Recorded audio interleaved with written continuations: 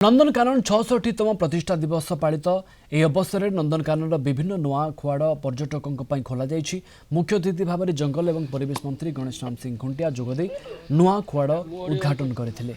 नंदनकानन को लोकाभिमुखी और विश्वस्तरीय होगा दिगरे 120 कोटी अर्थ राशि सरकार जोगाई दि जाएगी।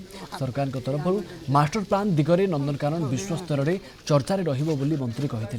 नंदनकानन जन्मित नूतन जीवजंतु नामकरण कर बाघुणी रूपार दुईटी अंडिरा छुआ अरुण और अर्जुन, हिमालय कला भालू मुनिर गोटे छुआ ना सुभद्रा रखा। आगामी दिन में गंडा धड़ा भालू आने को योजना रही। सेपटे गंडा खुआड़ निर्माण शेष हो।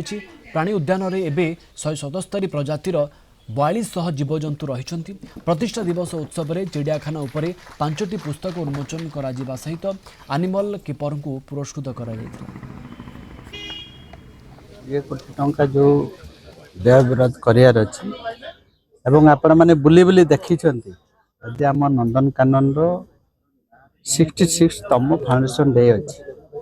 यह अवसर आम 19टा खुआड़ और आप देखिए सुंदर भाव में विभिन्न प्रकार जो प्रजाति बिलुआ हो भालू हो अन्यान्य जोटा कि पर्यटक मैंने देखिक खुशी हे निश्चित भाव में प्राय 20टा खंडे एक्चुअली 19टा नुआ एनिमल एनक्लोजर मानकर इनॉग्रेशन होईछि।